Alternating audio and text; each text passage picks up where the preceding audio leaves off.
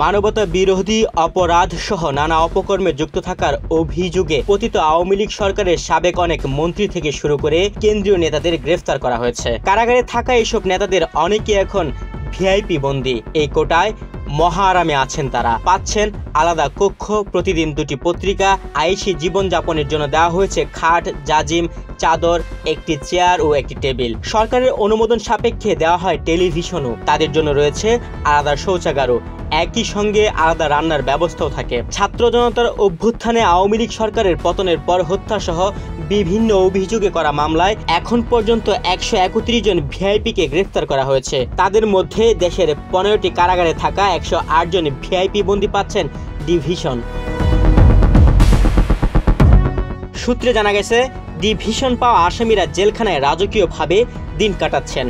আওয়ামী লীগের বন্দীদের মধ্যে ডিভিশন পেয়েছেন সাবেক প্রধানমন্ত্রী শেখ হাসিনার বেসরকারি শিল্প ও বিনিয়োগ বিষয়ক উপদেষ্টা সালমান এফ রহমান, সাবেক জ্বালানি উপদেষ্টা ডক্টর তৌফিকে ইলাহি চৌধুরী, সাবেক মন্ত্রী অবসরপ্রাপ্ত lieutenant colonel Mohammad Faruk Khan, Bangladesh workers পার্টির সভাপতি ও সাবেক মন্ত্রী রাশেদ খান মেনন, জাতীয় সমাজতান্ত্রিক দলের সভাপতি ও সাবেক মন্ত্রী হাসানুল হক ইনু, সাবেক মন্ত্রী দীপু মনি, শাহজাহান খান, গোলাম দস্তগীর গাজী, টিপু মুন্সি, আমির হোসেন আমু, আব্দুর রাজ্জাক, নুরুল ইসলাম সুজন, ইঞ্জিনিয়ার মোশাররফ হোসেন, আসাদুজ্জামান নূর, কামরুল ইসলাম, সাধনচন্দ্র মজুমদার, ইমরান আহমেদ, অবসরপ্রাপ্ত ক্যাপ্টেন এবিএম তাজুল ইসলাম ও রমেশ চন্দ্র সেন।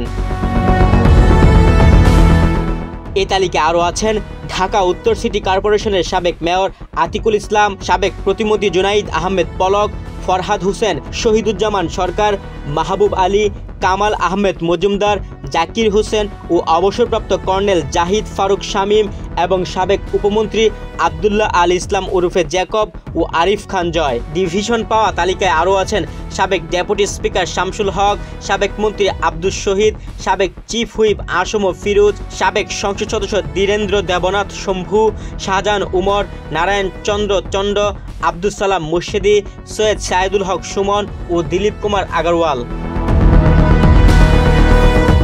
কারা অধিদপ্তরের তথ্য বলছে, ডিভিশন পাওয়া তালিকায় সরকারি কর্মকর্তাদের মধ্যে আছেন বিচারপতি AHM মোহাম্মদ শামসুদ্দিন চৌধুরী মানিক, ন্যাশনাল টেলিকমিউনিকেশন মনিটরিং সেন্টারের মহাপরিচালক মেজর জেনারেল জিয়াউল আহসান, নৌবাহিনীর অবসরপ্রাপ্ত রিয়ার অ্যাডমিরাল M সুহায়েল, সাবেক প্রধানমন্ত্রীর উপদেষ্টা ও সাবেক মুখ্য সচিব কামাল আবু নাসের চৌধুরী, ক্ষমতাচ্যুত প্রধানমন্ত্রীর মুখ্য সচিব নজিবুর রহমান ও আবুল কালাম আজাদ, সাবেক জ্যেষ্ঠ সচিব মুস্তফা কামাল উদ্দিন, হেলালুদ্দিন আহমেদ সহ আরও অনেকে। দেশের বিভিন্ন কারাগারে থাকা সাবেক 22 জন সংসদ সদস্য আদালতে আবেদন করলেও 7 জানুয়ারি পর্যন্ত তারা ডিভিশন পাননি। তাদের মধ্যে রয়েছে কাজী জাফরুল্লাহ, হাজী মোহাম্মদ সেলিম, তানবীর ইমাম, সুলাইমান মোহাম্মদ সেলিম, গোলাম কিবরিয়া, আবু রেজা মোহাম্মদ নেজামুদ্দিন নদভী, কামরুল আশরাফ খান, আব্দুর রৌফ, রাগিবুল আহসান, আব্দুল সুবাহান মিয়া গোলাপ, আহমদ হোসেন, শাহে আলম, সাদেক খান প্রমুখ। আদালত বা জেলা ম্যাজিস্ট্রেটের অনুমোদন সাপেক্ষে ডিভিশন 1 ও ডিভিশন 2 দেওয়া হয়। ডিভিশন পাওয়া বন্দী এক বা একাধিক বন্দীর সঙ্গে থাকতে একটি কক্ষ বরাদ্দ পান। সেখানে খাট, জাজিম ও তুষকের উপর চাদর বিছানো থাকে, একটি চেয়ার থাকে, একটি টেবিল সহ শৌচাগার থাকে।